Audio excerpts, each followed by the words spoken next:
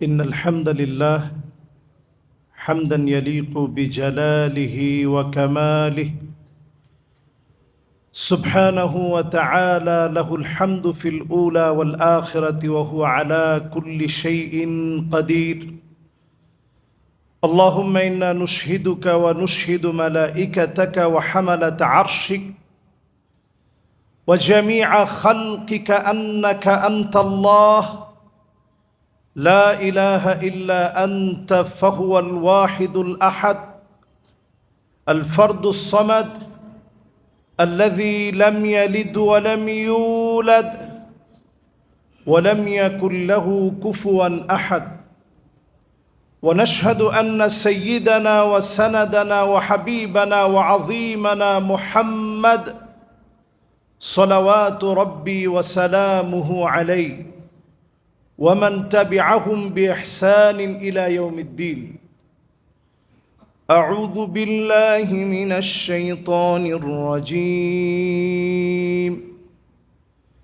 بسم الله الرحمن الرحيم. فكيف إذا جئنا من كل أمة بشهيد وجئنا بك على هؤلاء شهيدا. صدق الله العظيم وصدق رسوله النبي الكريم ونحن على ذلك لمن الشاهدين والشاكرين. দুরূদ শরীফ পড়ি সকলে। আল্লাহুম্মা সাল্লি আলা মুহাম্মাদিন ওয়া আলা আলি মুহাম্মাদ কামা সাল্লাইতা আলা ইব্রাহিম ওয়া আলা আলি ইব্রাহিম ইন্নাকা হামিদুম মাজিদ। আল্লাহুম্মা বারিক আলা মুহাম্মাদ ওয়া আলা আলি মুহাম্মাদ كما باركت على إبراهيم وعلى آل إبراهيم إنك حميد مجيد. মুবারক আয়োজন, মুবারক সময়ে সালাতুল ইশা এর পরে জামাতের সাথে সালাতুল ইশা আদায় করে মুবারক এই সময়ে আমরা যারা কোরআনুল কারীমের তাফসীর শুনলাম, আমাদের অত্র অঞ্চলের শুধু বলবো না, আমার ছোটবেলা থেকে পছন্দের আলোচক যারা ছিলেন তাদের মধ্যে একজন হচ্ছে পাশে বসা মাওলানা আব্দুল হালিম সাহেব হাফিজাহুল্লাহ ওয়া রাআহ। অসংখ্য মাদ্রাসার ছাত্ররা ওনার জুমাতে যায়, এটা আমাদের জন্য অত্যন্ত গর্বের বিষয়। এমন একজন বিজ্ঞ প্রাজ্ঞ আলেমে দ্বীন আজকে সালাতুল ইশা এর পরে আমাদের এই মসজিদে একটু সময় দিয়েছেন। আমরা ওনার জন্য দোয়া করছি, আল্লাহ যেন ওনাকে হায়াতে তয়্যিবা দান করেন, পড়েন আমিন। সুর ছাড়াও মানুষকে এতটা আকর্ষণ লাগিয়ে কথা বলা যায়, এটা আমি যতবার ওনার আলোচনা শুনছি ততবারই আমার কাছে মনে হয়েছে যে সুর ছাড়াও মানুষ তন্ময় হয়ে আরেকজনের আলোচনা শুনতে পারে। যদি মানুষ শোনার এবং শিখার মধ্য দিয়ে খোরাক অর্জন করতে পারে, এই রকম আরো আলোচনা যদি করা যায়, ওই আলোচনার ভিতরে সুর লাগে না, এমনি মানুষ শুনে। আলহামদুলিল্লাহ, ওনার আলোচনার ভিতরে এই নূরটা আমি সব সময় পাই। আল্লাহ রাব্বুল আলামিন আমাদের এই সম্পর্ককে নাজাতের ওসিলা হিসাবে আল্লাহ কবুল করুক, পড়েন আমিন। আজকে এখানে যারা বসছেন, আমি তো সুর দিয়ে আলোচনা করি, আজকে ওনার আলোচনার পরে আমার কাছে মনে হয়েছে সুর দিয়ে এত দামি কথাগুলো এত সহজে বলা যায় না, টানতে টানতে সময় নষ্ট হয় বেশি। গুরুত্বপূর্ণ কথাগুলা গুরুত্বহীন হয়ে যায় অনেক সময় টানের কারণে, কিন্তু অনেক সময় এই টানটা দেওয়া লাগে বাংলাদেশের প্রেক্ষাপটে।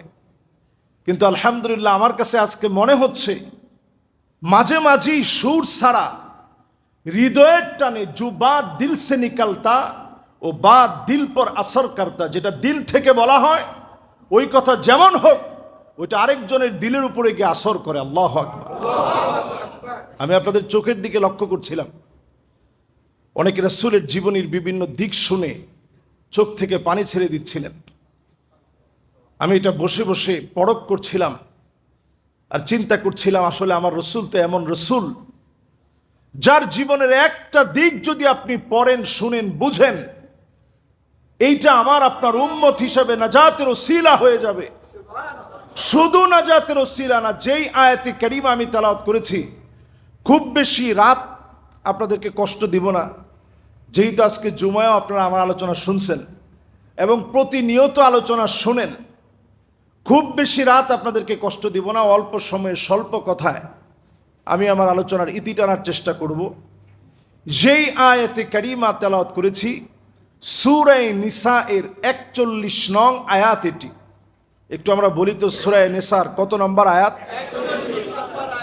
এই সূরা নিসা এর 41 নং আয়াতে কারিমা রাসূলের প্রতি আপনার মহব্বত এতটা তীর্যকভাবে বাড়িয়ে দিবে, আপনি অবাক হয়ে যাবেন রাসূল কিভাবে আপনাকে স্মরণ করতেন। ঠিক যেই জায়গায় হুজুর বারবার নক করেছে, বারবার বলতে চেয়েছে আমি আপনি আল্লাহর কাছে সেদিন সাক্ষী হব অন্যান্য নবীর দাওয়াতের উপরে উম্মতের ব্যাপারে। বলেন আল্লাহু আকবার। এই আয়াতে কারিমা যখন নাজিল হয়েছে, নবীজির দুইটা চোখ বেয়ে বেয়ে পানি পড়তেছে। আল্লাহর হাবিবের গাল মুবারক ভিজে গিয়েছে,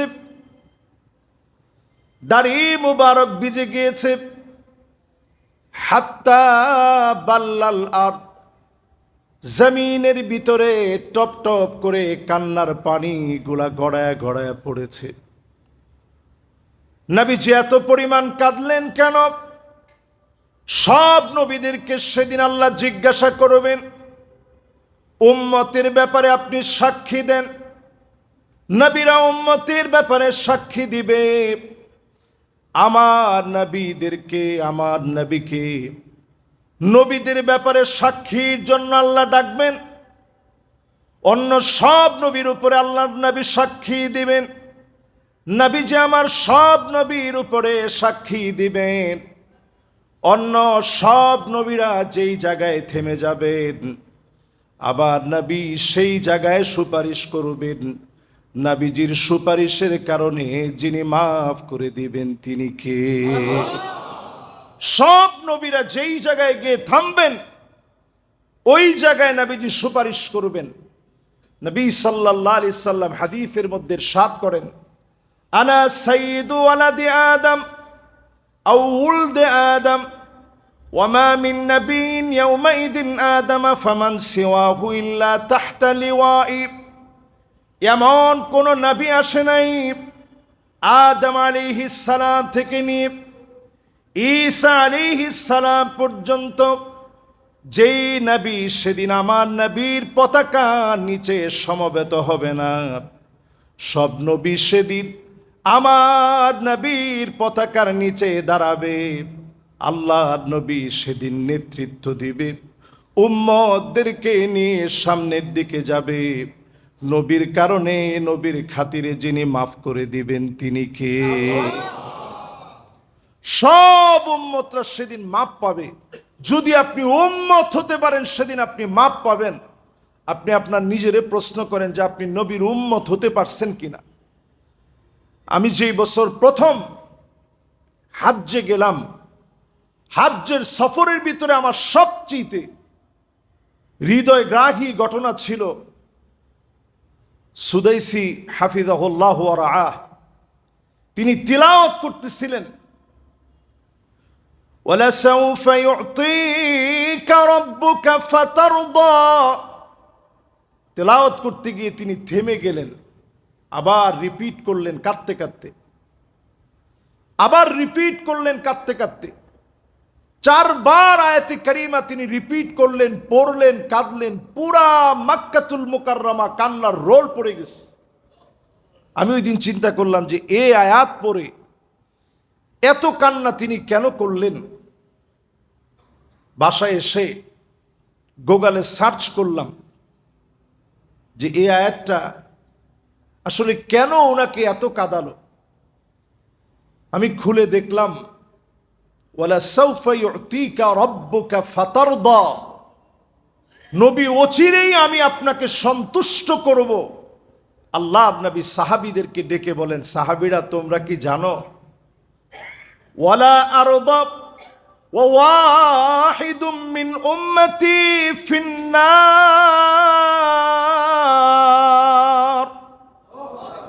একজন উম্মত যদি আমার জাহান্নামে থাকে, আমি নবীর কলিজা কশিন কালেও ঠান্ডা হবে না যতক্ষণ না আমার ওই উম্মতটা জান্নাতি হবে। আল্লাহ আকবার। আপনি চিন্তা করেন, আমি আপনি উম্মত হয়েছি, 1000 বছর পরে এসে নবীর সাথে আমার হৃদয়ের সম্পর্কটা এমন, আমি যদি সত্যিকারের উম্মত হই, নবীজি আল্লাহর জান্নাতে আমাকে দেখতে চাবে, আমি না যাওয়া পর্যন্ত নবীর হৃদয়টা ঠান্ডা হবে না, হবে না, হবে না। আল্লাহ আকবার। নবী এত বেশি আমাকে আপনাকে মহব্বত করে।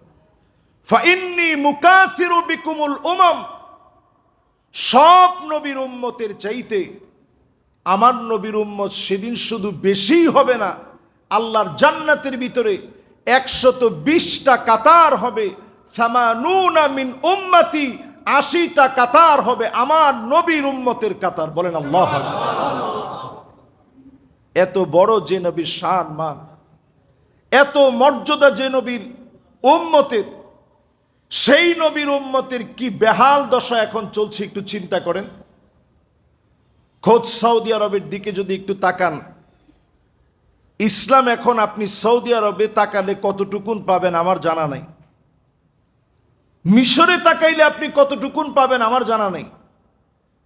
তবে এই কথা আমি দ্ব্যর্থহীন ভাষায় বলতে পারি, আপনি বাংলাদেশের অলিতে গলিতে তাকালে, যারা সত্যিকারেই দিন বুঝে, অলিতে গলিতে আপনি ইসলামের আলো এখনো প্রজ্বলিত পাবেন। আল্লাহু আকবার। নবীর একজন উম্মত কেমন হওয়া দরকার, আমাদের দেশের বহু মানুষকে দেখলে এখন আপনি পাবেন। সৌদি আরবের মতো রক্ষণশীল একটা দেশে মদের পারমিট দেওয়া হয়েছে, বিক্রয়ের পারমিট। এই স্বপ্ন তো আল্লাহর নবী আজকে বলে যান নাই, 1450 বছর আগে ঘুম থেকে নবীজি উঠে বললেন, ওয়াইলুন লিল আরব, আরবের জন্য ধ্বংস আসতেছে। নবীজি আবার বললেন, ওয়াইলুন লিল আরব, আরবের জন্য ধ্বংস আসতেছে। আবার নবীজি বললেন, ওয়াইলুন লিল আরব, আরবের জন্য ধ্বংস আসছে। হাত দিয়ে নবীজি এইভাবে করে দেখালেন, ইয়াজুজ মাজুজের দেওয়ালের ভিতরে এত বড় ছিদ্র হয়ে গেছে।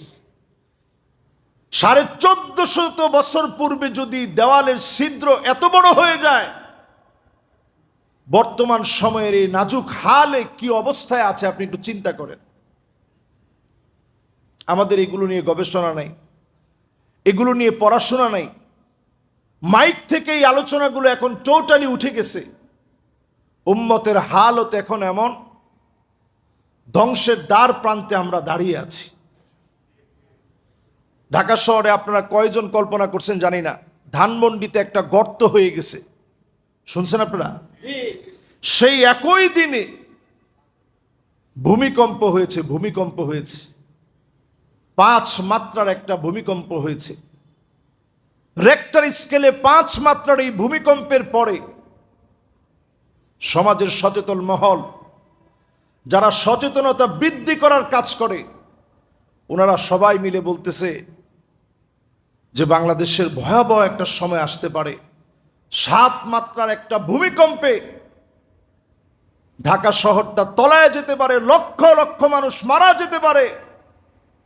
বড় আফসোস, বড় পরিতাপ, একটা বার আমরা এই কথা বলতে পারি না যে যদি বাংলাদেশের মানুষ একটু আল্লাহমুখী হয়, কেন বারবার ভূমিকম্প আসতে গিয়ে থেমে যায়? শুধুমাত্র এই যে হাফেজে কোরআন, মাদ্রাসার তালিবুল ইলম রাত জেগে আল্লাহর কালাম পড়ে, আর তাহাজ্জুদের সময় মানুষগুলা আল্লাহর দরবারে সেজদায় পড়ে কাঁদে, এদের কান্নার কারণে আল্লাহ ভূমিকম্পের শক্তি কমায় দেয়। বলেন আল্লাহু আকবার। আপনি একটাবার চিন্তা করেন না, করোনার মতো ভয়াবহ মহামারী আসছে, আমি নিজে, হুজুর চিনবে নিশ্চয়ই, বাইতুস সালাত মসজিদ, মাওলানা সাব্বির আহমেদ সাহেব আমারই ফুফাতো ভাই, উনার মসজিদে গিয়ে আমি সলাতুত তারাবি পড়ব, মুয়াজ্জিন সাহেব দেখাইছে যে হুজুর কোনোভাবেই ঢোকা যাবে না। আমি সেই সময় আকাশের দিকে তাকায় আল্লাহর কাছে কাঁদতেছিলাম, যে আল্লাহ, তারাবির মতো এরকম একটা নামাজ কি এবছর পড়তে পারবো না? আমি ছাদে গিয়ে কয়েকজনকে নিয়ে তারাবি পড়তেছি, আর সব জায়গায় তাকায় দেখতেছি বিল্ডিংয়ে বিল্ডিংয়ে কয়েকজন মিলে মিলে তারাবি হচ্ছে। করোনাকালীন সময়ের এই দৃশ্য দেখে আমার কাছে মনে হয়েছে সারা বিশ্ব যা বলুক, বাংলাদেশে করোনা কিছু করতে পারবে না। আল্লাহু আকবার। আসলে কি কিছু করতে পারছে? কিচ্ছু হয়নি।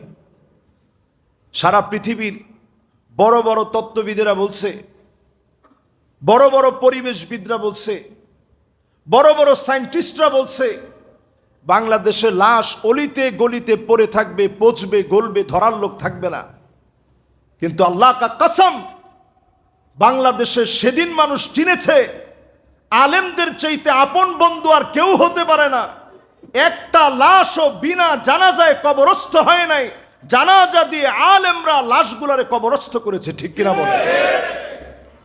এই জন্য আলেমদেরকে চিনেন, আলেমদের সাথে মহব্বত বাড়ান। আজকে যেহেতু আমরা কয়েকজন আলেম না হলেও আপনারা আলেম মনে করেন, একসাথে আমরা বসার সুযোগ হয়েছে। আলেমরা আল্লাহর কাছে এত দামি, আলেমরা আল্লাহর কাছে এত দামি। নবী আলাইহিস সালাতু ওয়াস সালাম বলেন, লাইসা মিন্না, ওই লোক আমার দলভুক্ত হতে পারে না, মাল্লাম ইয়ারিফ লিআলিমিনা হাক্কাহু, যে আমার আলেমের হক দিতে জানে না, সম্মান করতে জানে না, ওই লোকটা সব হতে পারে, আমি নবী মুহাম্মদের উম্মত হতে পারে না। এই জন্য দেখবেন গত কিছুদিন আগে এক বড় নেতা বলতেছে, বড় নেতা আলোচনা করতে গিয়ে বলছে, এই কোথাকার কাঠমোল্লারা 500 টাকা দিলে ফতোয়া চেঞ্জ করে ফেলে। এরপরে তার উদ্ধত্তপূর্ণ আচরণের বেয়াদবি কোথায় গিয়ে ঠেকছে চিন্তা করেন। সেই লোক আলোচনা করতে করতে বলছে, মা বোনদেরকে বলবো, এই সমস্ত মোল্লাদের বাচ্চা কাচ্চা আপনাদের পেটে নেওয়া দরকার নেই। এরপরেও যদি তার ব্যাপারে আমরা কিছু বলি, আপনারা অনেকে মনে করবেন যে হুজুর এই বিষয়টা না বললেই তো পারতো। যেই লোক এরকম কথা বলতে পারে, আমি কসম করে বললে ভুল হবে না, যেই লোক এই কথা বলতে পারে ওই লোক নিঃসন্দেহে মুরতাদ হয়ে গেছে, কারণ প্রকাশ্য সে ইসলামের বিরোধিতা করেছে। ঠিক কিনা বলে? এই জন্য নবীর উম্মত সজাগ থাকা লাগবে, সকল দিক থেকে সজাগ থাকা লাগবে।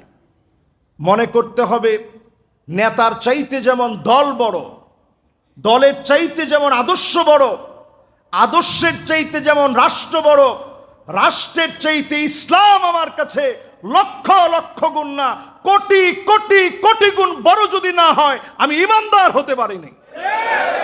আমি নবীর উম্মত, নবীজি আমার জন্য আল্লাহর কাছে অপেক্ষায় থাকবে। জিন্দিগিতে কোনোদিন নবী আমারে দেখে নাই, জীবনে কোনোদিন নবী আমারে দেখে নাই। না দেখে সাহাবায়ে কেরামের সামনে বসে নবীজি বয়ান করছেন।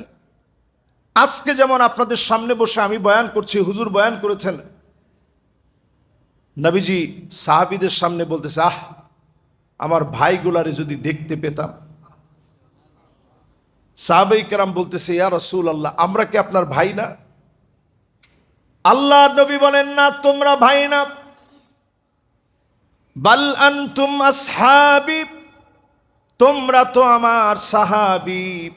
ভাই হবে তারা মান আমানা বি ওয়া লাম ইয়ারানি, যারা ঈমান এনেছে, জীবনে কোনোদিন আমি নবীরে দেখে নাই, না দেখে যারা ঈমান এনেছে তারা হবে আমি নবীর ভাই।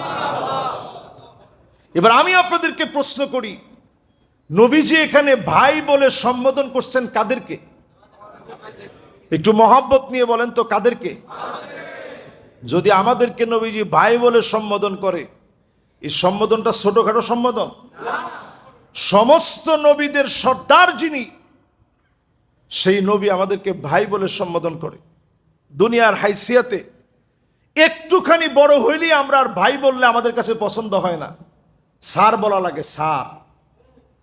গ্রাম থেকে কেউ আসলে বলে যে বাসায় ঠিক আছে, এলাকায় মহল্লায় ঠিক আছে, কিন্তু মানুষের সামনে স্যার সারা বললে আমার ইজ্জত থাকে না। তুমি মানুষের সামনে একটু স্যার বইল।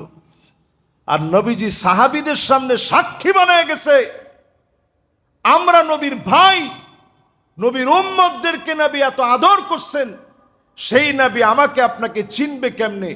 গুররান মুহাজ্জালিনা মিনাল ওয়াদুব, ওজুর পানি জকজক করে উঠবে, চকচক করে উঠবে। আল্লাহর নবী কোটি কোটি মানুষের মধ্যে চিনবেন, নবীজি শাফাত করবেন, শাফাতে যিনি ধন্য বানায় দিবেন তিনি কে? সম্মানিত হাদিরিন, আপনাদের হাতের সময় কি আর 10-15 মিনিট আছে? মাশাআল্লাহ, ক্ষুধা লাগে না আপনাদের? এটা দিনের মহাব্বতের একটা কথা। আমি কিন্তু আসছি সেই 11টা থেকে রওনা দিয়ে প্রস্তুতি নিয়ে এখানে আসছি জুমায়, এরপরে আমি আর বাসায় যাইনি। খাওয়া দাওয়া সব আপনাদের এখানেই হয়েছে। আবার একটু সগুলে গেছি, সেখান থেকে আবার চলে আসছি। আয়েশা হুজুরের আলোচনা শুনবো, এই জন্য আমি বসছি।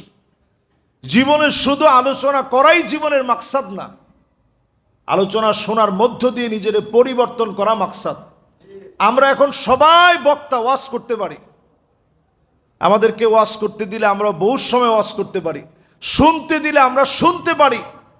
কিন্তু সাহাবায়ে কেরামের শোনা আর আমাদের শোনার মধ্যে পার্থক্য এই, সাহাবায়ে কেরাম একদিক দিয়ে বলতেন সামিআনা, উঠার আগেই বলতেন ওয়া আতানা, আমরা শুনলাম আর মেনে নিলাম, আজকের পর থেকে আর দ্বিমত করব না। বলেন আল্লাহু আকবার। আর আমরা শুনি ঠিক, যাওয়ার সময় একটা মার্ক দিই যে মাশাআল্লাহ হুজুরের ওয়াজটা হয়েছে আজকে। আরে বাপরে বাপ, যেই ওয়াজ হুজুরে করছে, মাগার ঘুমানোর আগেই আমরা আমাদের ওয়াজটা ভুলে ফেলি। এটা হচ্ছে আমাদের শোনার, সাহাবায়ে কেরামের শোনার মধ্যে পার্থক্য। প্রিয় ভাইয়েরা আমার, এই যে আজকে আপনারা বসছেন, লাভটা আমি টাকা দিয়া গুইনা দেখাইতে পারবো না কয় টাকা লাভ হয়েছে। খায়রুন লাকা মিন আন তুসাল্লিয়া আলফা রাকাহ, নতুন একটা একটা কথা আপনি শিখছেন, প্রত্যেক একটা একটা কথার বিনিময়ে 1000 রাকাত নামাজ পড়লে যেমন সওয়াব হবে, এর চাইতে বেশি সওয়াব আপনার আমলনামায় আল্লাহ উঠায় দিয়েছে। সুবহানাল্লাহ বিহামদিহি। চিন্তা করেন কত দামি। এই জন্য এই মাজলিস যতদিন এই মসজিদে হবে, নবীর উম্মত হিসেবে এই মাজলিস হোক, এটা আমাদের মনের আপ্রাণ দাবি থাকবে। আমরা আপ্রাণ দাবি থেকে এই মাহফিলে, এই মাজলিসে দামি এই আলোচনায় আমরা বসবো। রাজি আছি ইনশাআল্লাহ? এবার আসেন উম্মতের কয়টা বেহাল দশা বলি। উম্মতের বেহাল দশা নাম্বার 1, গত 2 দিন আগে বাংলাদেশের একজন ব্যবসায়ী আত্মহত্যা করছে প্রকাশ্যে, লাইভে। আপনারা দেখছেন? দেশ টেলিভিশনে এটা লাইভটা পরে সম্প্রচার করা হয়েছে, দেখাইছে, এবং তার কি হালত, কেন সে আত্মহত্যা করছে, এই বিষয়গুলো মোটামুটি একটা পর্যালোচনা করার চেষ্টা করছে। এই আত্মহত্যার পিছনে একমাত্র কারণ তার দুনিয়া নিয়ে দুশ্চিন্তা। দুনিয়াতে একসময় আমি 1 লক্ষ টাকার ঘড়ি পড়তাম, এখন আমার কোনো ব্যবসা বাণিজ্য নাই। এই হতাশার পিছুটান তাকে আত্মহত্যার দিকে নিয়ে গেছে। কিন্তু সে আত্মহত্যা করার আগে বারবার বলতেছে, আল্লাহ আমারে মাফ করে দিবে, আল্লাহ আমারে মাফ করে দিয়েন, আল্লাহ আপনি মাফ না করলে কে মাফ করবে, আল্লাহ আমি আর আমার কোনো পথ নেই আত্মহত্যা করা ছাড়া। অথচ নবীজি বলছেন, মান কাতালা নাফসাহু বিশাইইন উযিবা বিহি ইয়াউমাল কিয়ামাহ, যেই লোকটা কোনো কিছু দিয়ে নিজেকে হত্যা করলো, যেই লোকটা আত্মহত্যার পথ বেছে নিল, বারবার মৃত্যুর মতো ভয়ঙ্কর কষ্ট যন্ত্রণা তার আযাব হিসাবে আসবে। একটার পর একটা শুধু আযাব আসবে, শুধু মৌতের আযাব চলবে, মৌতের আযাব চলবে, চলমান পদ্ধতিতে আযাব চলতে থাকবে। বলেন নাউযুবিল্লাহ। আমরা আত্মহত্যার পথ বেছে নিই। একটু হিসাব মিলায় দেখেন কয়জন নামাজি আত্মহত্যা করে। আমি দক্ষিণ কোরিয়ায় গিয়েছি গত বছর। আমার জরিপে দেখা গেছে ওইখানে বিভিন্ন ওভার ব্রিজ আছে, যেই ব্রিজ থেকে মানুষ লাফ দিয়ে আত্মহত্যা করে, আত্মহত্যার ব্রিজ নামে পরিচিত। আধুনিকতার কোনো অভাব নেই। আমরা তো ডিজিটাল বাংলাদেশ বলি। ডিজিটাল হতে হতে হতে হতে যেখানে গেলে ডিজিটাল হওয়া যায়, তারা ওইখানে যাওয়ার পরে তারা আত্মহত্যার প্রবণতা এত বেশি, জীবনে সফল হতে হতে তারা মনে করে আর সফল হব কি, তখন হতাশা তাদেরকে পেয়ে বসে। অথচ মুমিনদের জীবনে দারিদ্রতা বারবার গ্রাস করার পরেও মুমিন মনে করে আজাবান লি আমরিল মুমিন ইন্না আমরাহু কুল্লাহু খায়র। মুমিনের জীবনে কোনো হতাশা নাই। সে যখন বিপদে থাকে তখনও বলে আলহামদুলিল্লাহ। এই সিফাতটা যদি আজকের এখান থেকে আপনি নিয়ে যেতে পারেন, একটু কম খাইলেন। আমি যখন মিশরে পড়তাম, ছাত্র জীবনে সবাই জিজ্ঞাসা করতো দেশে গিয়ে কি করবি। আমি তো সেই দিনের মানুষ। এই মসজিদে আমি আলোচনায় বলছি, আমি যে কত এই মসজিদে আসছি, আমি সেই দিনের লোক। প্রায় সময় সবাই জিজ্ঞাসা করতো কি খাবি দেশে গেলে, তা আমি উত্তর দিতাম আল্লাহ যা খাওয়াবে তা খাবো। আব্বার সাথে যারা চাকরি করেন, আমার আব্বারে হুজুরও চিনে, আপনারা অনেকে চিনেন। আব্বার এখানে ছাত্র আছে অনেকে বসা। তো সবাই তখন জিজ্ঞাসা করতো উস্তাদরাও যে ও দেশে এসে করবে কি।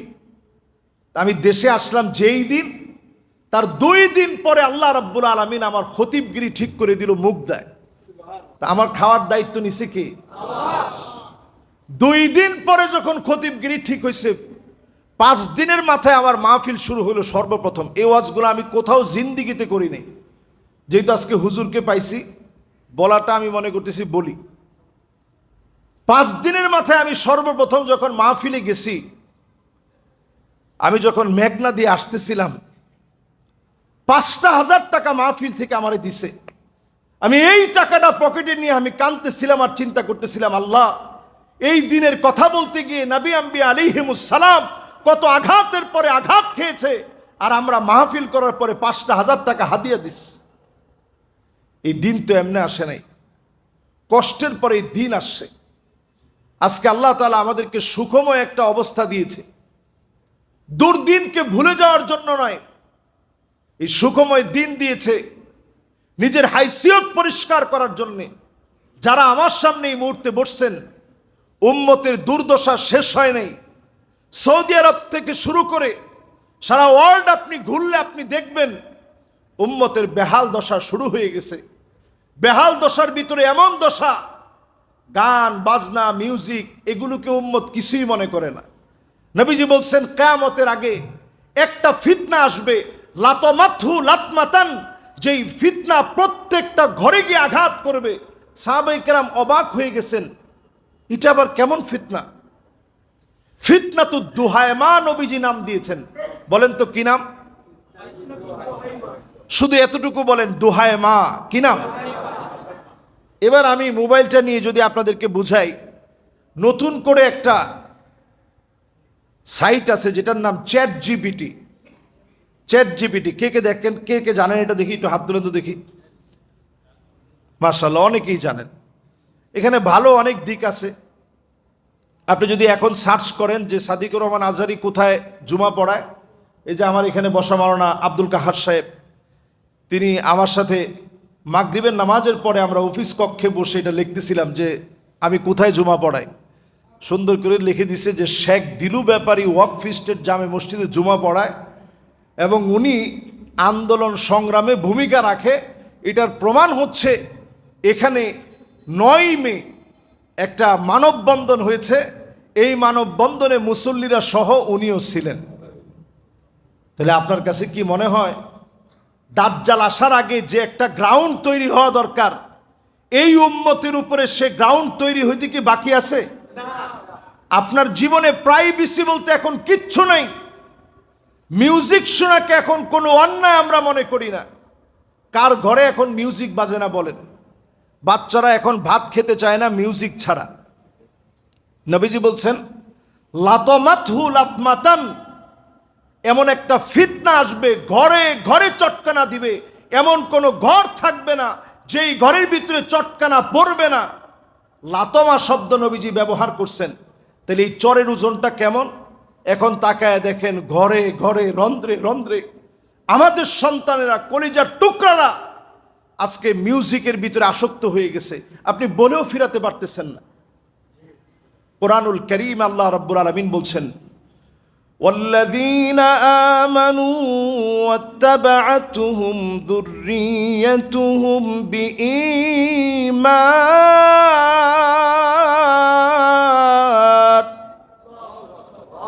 আলহাকনা বিহিম যুররিয়্যাতাহুম ওয়ামা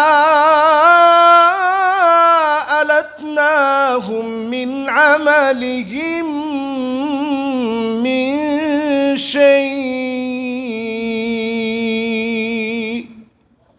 সেদিন আল্লাহর সামনে বহুত বাপ দাঁড়ায় যাবে, চোখের পানি ছেড়ে কাঁদবে জান্নাতের সামনে দাঁড়ায়া। আল্লাহ বলবে কোন জিনিস আজকে তোমারে কাঁদায়, কেন তোমার চোখের পানি? আজকে তো তোমার কান্নার কথা না। সেদিন বাপ বলবে আল্লাহ কোথায় আমার ছেলে, কোথায় আমার মেয়ে, কোথায় আমার পরিবার? সেই দিন বাপ জান্নাতের সামনে দাঁড়ায় কাঁদবে, পরিবারের কথা মনে করবে। ফিতনা ফাসাদের এই সময়ে, অশান্ত পৃথিবীতে, গ্লোবালাইজেশনের এই সময়ে, বিশ্বায়ন আর প্রযুক্তির এই সময়ে, আকাশ প্রযুক্তিতে মানুষ যখন উন্মাদনায় ভাসে, এমন সময়ে কল্পনা করেন সেদিন আপনি আপনার সন্তানদেরকে নিয়ে আফসোস করবেন। কতজন নামাজি নিজের সন্তানের নামাজি বানাতে পেরেছেন? কতজন হাজি নিজের স্ত্রীকে পর্দানিশীন বানাতে পেরেছেন? নিজের বোনটাকে পর্দানিশীন বানিয়েছেন, মেয়েটাকে পর্দানিশীন বানিয়েছেন। অসংখ্য বাপ সেদিন টাকা দেখবে সন্তানদের গায়ে জাহান্নামের পোশাক পরা, জাহান্নামের পোশাক থাকবে। কলিজার টুকরা সন্তানদের জন্য সেদিন মানুষ কাঁদবে। সেদিনের কান্না কোনো লাভ হবে না, সেদিনের কান্না কোনো কাজে আসবে না। আজকের এই সময়ে প্রয়োজনে সন্তানের হাত ধরে সন্তানকে বোঝান, ছোটবেলা থেকে সন্তানকে ইসলাম শেখানোর চেষ্টা করেন। অন্তত নুরানিতে হলেও সন্তানটাকে পড়ান, আল্লাহর নামটা শুদ্ধভাবে শিখান, সূরা ফাতিহা শুদ্ধভাবে শিখান, কোরআনের সঙ্গে তার সম্পর্ক জুড়ে দেন। হতে পারে আপনার সন্তান আপনার জন্য দুনিয়ায় দোয়া করবে, এই সন্তানের দোয়ার কারণে যিনি মাফ করে দিবেন তিনি কে? পেয়ারা হাদিরিন, একটু তাকায় দেখেন পৃথিবীর এই বিশ্বায়নের এই সময়ে, গ্লোবালাইজেশনের এই সময়ে, মোবাইলে যখন চ্যাট জিপিটিতে আপনি কথা বলতে পারেন, সব কথা যখন আপনারটা বুঝে বুঝে উত্তর দেওয়ার চেষ্টা করে, একটা প্রযুক্তি মানুষকে কোথায় নিয়ে যেতে পারে। নবীজি বলছেন লাতমাতহু লাতমাতান, এমন কোন ঘর থাকবে না যেই ঘরের ভিতরে চটকানা দিবে না। চ্যাট জিপিটি যদি আপনার সব তথ্য নিতে পারে, আপনার সব প্রাইভেসি, যা আপনি প্রাইভেসি মনে করতেছেন, কোনো প্রাইভেসিকে এখন প্রাইভেটভাবে আছে? সব ওপেন হয়ে গেছে। এবার আসেন 2 নাম্বার ফিতনার কথা বলি। 2 নাম্বার ফিতনা, ফিতনা নাম্বার 2, নবী আলাইহিস সালাতু ওয়াস সালাম বলছেন এমন একটা ফিতনা আসবে, তোমরা দেখবা যেই সময়ে আপনার আমার চোখের সামনে পড়বে, হাত্তা তুত্তাখাদাল মাসাজিদু তুরুকা, মসজিদের সামনে দিয়ে, রাস্তা দিয়ে মানুষ হেঁটে চলে যাবে, নামাজ পড়ার জন্য মুসল্লি খুঁজে পাওয়া যাবে না। এই ঠিকটাকে আপনাদের কাছে পুরোপুরি ঠিক বলে মনে হয়? এই যে এখানে যারা আসছেন, আলহামদুলিল্লাহ, আপনাদের মহাব্বত ভালোবাসা আমাদেরকে সিক্ত করে। 1450 বছর পরে এসেও অন্তত ফিতনার ভিতরে থেকে ইমানকে মজবুত করার জন্য মাঝে মাঝে হলেও আসেন, বসেন, নিজেরা অন্তত ফিরে রাখার চেষ্টা করেন। কয়জন লোক নিজের নামাজের মধ্য দিয়ে ফিতনা থেকে বাঁচানোর চেষ্টা করে একটু হিসাব করে দেখেন, সংখ্যাটা কত হবে? 100%-এর ভিতরে যদি পার্সেন্ট দাঁড় করান, কত পার্সেন্ট হবে? মাশাআল্লাহ, কেউ কইছে হুজুর 20% তো হবেই। তাহলে আমাদের দেশে কি মসজিদের সংখ্যা কমে গেছে?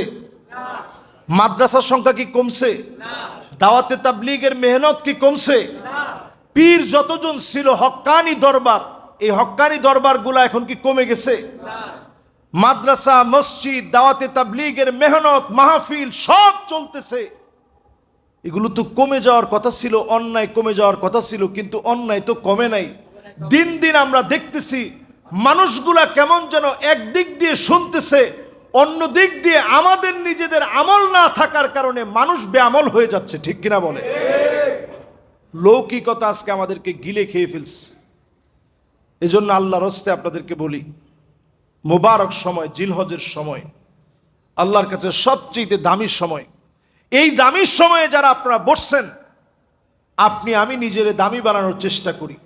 3 নাম্বার ফিতনা, হাত্তা তাতরিবা আলিয়াতু নিসাই দাউসিন কাল যিল খোলাসা। যিল খোলাসা নামক একটা মেলা ছিল, সেই যুগেই মেলার ভিতরে গিয়ে নারীরা ওপেন নাচানাচি করত। ওপেন নারীরা সেখানে নাচ গানে মত্ত হতো, ড্রেসের কোনো খবর থাকতো না। এখন নারী সংস্কারের নামে যেই নীতি সর্বপ্রথম, অন্য সংস্কারের খবর নাই। নারীরা কিন্তু নারী সংস্কারের কমিশন গঠন করে এই সংস্কারপত্র জমা দিতে তারা কিন্তু এক পা পিছপা হয় নাই। তারা সংস্কার চেয়ে প্রথমেই কমিশন গঠন করে তারা একটা পাণ্ডুলিপি জমা দিয়েছে, 318 পৃষ্ঠা সম্ভবত, যদি ভুল না হয় আমার, অথবা ধরেন এদিক সেদিক সামান্য 2 পৃষ্ঠা এদিক সেদিক হতে পারে। এই 318 পৃষ্ঠার ভিতরে নারীরা চেয়েছে নারীদের অধিকার। তো অধিকার তো চাইতেই পারে, কিন্তু সেইখানে এমন অধিকার চেয়েছে, নারীরা সেইখানে বলেছে, নারীদের দাবি ছিল এই যে আমরা ঘরের ভিতরে এখন আর কারো নতি স্বীকার করব না, ঘরের ভিতরে আমরা আমাদের মতো মাথা উঁচু করে চলব। নারীরা ঘরের ভিতরে মাথা উঁচু করে চলতে চায়। আচ্ছা বলেন তো, এখানে যারা বসছেন, মহিলাদের কথা ছাড়া পুরুষরা চলা সম্ভব? তো আপনি হার্ট অ্যাটাক করবেন 2-4-5 দিনের ভিতরে। কিন্তু শেষ জমানাটা এমন হবে, তুহফাতুল আহওয়াজির ভিতরে বড় চমৎকার একটা বিশ্লেষণ পড়ে আমি খানিকটা সময় হাসতেছিলাম। অনেক মাহফিলে আমি বলছি, নারীদের ভিতরে শেষ জমানায় আন্না না, সব আমার নামে দেওয়া লাগবে, অন্য কোনো মা বা ভাই বোন কারোর জন্য 1 টাকা খরচ করা যাবে না, সব টাকা আমার জন্য খরচ করতে হবে, এমন নারী আখিরি জামানায় বেড়ে যাবে। এখন বাড়ছে না কমছে? বেতনটা পায় ওনারই নিয়ে দিতে হয়, আপনার কাছে রাখেন। এরপরে তারা অধিকার চায়, অধিকার বাকি রাখছে কোন জায়গায়? এরপরে দেখবেন মান্না না, কথায় কথায় খোটা দিবে, আমি দেখে আপনার ঘর করে খেয়ে গেলাম, অন্য বেটি হইলে খাইতো না। এ কথা বলে, বেশ কমন পড়ছে আপনাদের। তাহলে ঘরগুলার কি হালত একটু চিন্তা করেন। অনেকে চিন্তা করতেছেন হুজুর আরো কয়েকটা বাড়ায় বলেন, এই 2টা না মিললো অন্যটা আমার সাথে মিলে কিনা একটু দেখি। এরপরে দেখবেন এমন সময় আসবে, হান্না না, এটা কোনটা? সারাদিন কষ্ট করে আসছেন, বলছেন 1 গ্লাস পানি দিও তো, এমনভাবে একটা বিস্কি দিছে, আপনি বলেন না রে না, পানির পিপাসাই লাগে না, এমনি দুষ্টামি করছি তোমার সাথে। এরপরে দেখবেন কান্না না, এমন সময় আসবে আপনার ছায়া দেখতে পারবে না। এখনকার সময়ে সারাদিন পুরুষরা কষ্ট করে, কিন্তু পুরুষের ছায়া দেখতে পারে না। আমরা যেহেতু মিডিয়ায় কথা বলি, অনেক পুরুষ অনেক সময় এরকম বিষয় নিয়ে কথা বলে যে হুজুর আমার ছায়াটাই দেখতে পারে না। এই বিষয়টা বলা সহজ, কিন্তু যার উপরে ঘটবে সে বুঝবে কত কঠিন। এরপরে দেখবেন হাদ্দা আঁকা, এমন সময় আসবে স্বামী কোনো কিছু পছন্দ করে আনছে, ওইটা জিন্দিগিতে পছন্দ হয় না, দেখা মাত্র বলবে আয় হা এটা কি আনলা, এটা কোনো কালার হইলো, এই কালার তো মরে যাবে। আসলে কালার মরবে না, আমরা মরে যাব, ঠিক কিনা বলেন? এরপরে দেখবেন সাদ্দা আঁকা, কথায় কথায় স্বামীর সঙ্গে তর্ক করবে। এটা প্রগতিশীল নারীরা শিখিয়েছে। স্বামী আবার কি, তার সঙ্গে তর্ক করো। এরপরে দেখবেন বাররাকা, শুধু তর্কই করবে না, লাঠি নিয়ে স্বামীরে পিটাইতেও দেরি করে না। এখনকার নারী সংস্কার কমিশন চাচ্ছে স্বামীদেরকে যেন পিটায় এমন কিছু নারী যেন তারা তৈরি করে দিতে পারে, ঠিক কিনা বলে? এরপরে যদি আমরা না বুঝি তাহলে কেমনে হবে কোন? পুরাপুরি এখন মিলায় দেখেন, তারা যৌন কর্মীকে স্বীকৃতি দিতে চায়, শ্রমিকের অধিকার হিসেবে তাদেরকে অধিকার দিতে চায়। তাহলে যে লোকটা ধর্ষণ করছে সেও তো কিছুদিন পরে বলবে আমিও তো আমার অধিকার চাই, আমিও তো কষ্ট করছি, আমিও তো একজন শ্রমিক। বলেন মাআযাল্লাহ, বলেন নাউযু বিল্লাহ। এই সমাজ ধ্বংস হওয়ার জন্য এতটুকুনি যথেষ্ট। নারী সংস্কারের নামে যা চিন্তা করা হচ্ছে, যদি এটার বাস্তবায়ন ঘটনা হয়, আল্লাহর কসম, বাংলাদেশে যেই ভূমিকম্পের আপনারা কল্পনা করছেন, চিন্তা করছেন, আপনি লিখে রাখেন 2025 সনে যদি নারী সংস্কারের নামে এই সিদ্ধান্ত বাস্তবায়ন করেন, আল্লাহ কা কসম, ভূমিকম্প আসবে, ঢাকা টুকরা টুকরা হয়ে যাবে, খুঁজে পাওয়া যাবে না, অলিতে গলিতে লাশ পড়ে থাকবে। এটা এমনে হয় না, এটা এমনে হয় না মুসলমান, এটা এমনে হয় না। অলিতে গলিতে লাশ পড়ে থাকবে। শুধুমাত্র আল্লাহ তাআলা বাঁচায় রাখছেন এদেশের কিছু মুত্তাকি আল্লাহওয়ালা মানুষের জন্য। এরপরেও যদি তাদের কথা না শোনেন, আল্লাহর কসম 2025 পার হবে না। আপনি লিখে রাখতে পারেন ইনশাআল্লাহ, ইসলামের বিরুদ্ধে গিয়ে যদি আপনি করেন, বাংলাদেশের ডিজিটাল বাংলাদেশ হওয়া 100 বছর পিছায়া যাবে, মাথা উঁচু করে আর দাঁড়াতে হবে না। 100 বছর পিছায়া যাবে। নবী সাল্লাল্লাহু আলাইহি ওয়াসাল্লাম ভবিষ্যৎবাণী করে গেছেন, পূর্ব দিকে অনেকগুলো ভূমিকম্প হবে, অনেক অনেক। বাংলাদেশে শুধু 2024 সনে 39 বার ভূমিকম্প হয়েছে। 25 সনের কারেক্ট হিসাবটা এখনো নাই। এই 25 সালের ভূমিকম্প কয় গুণ বাড়ে একটু দেখেন। এই কয়েকদিন আগে হয়েছে একটা, এর কয়েকদিন আগে হয়েছে একটা, এর কয়েকদিন আগে হয়েছে একটা। আল্লাহ তাআলা বারবার অ্যালার্টনেস দিচ্ছে, এখনো সময় আছে, সোজা হয়ে যাও। আল্লাহর বিধানের উপরে যদি, এই দেশে যদি আল্লাহর বিধানের উপরে কলম ধরা হয়, এটা অন্য দেশের মতন। আমি বলছি বাংলাদেশে খোঁজ লাগায় দেখেন, ইসলামের ছোঁয়া, ইসলামের আঙিনা, ইসলামের রূপরেখা যদি আপনি কোথাও খুঁজতে চান, সাবকন্টিনেন্টের, বিশেষ করে আমার বাংলাদেশের দিকে তাকালে এখনো ইসলামকে খুঁজে পাওয়া যায়, ঠিক কিনা বলে?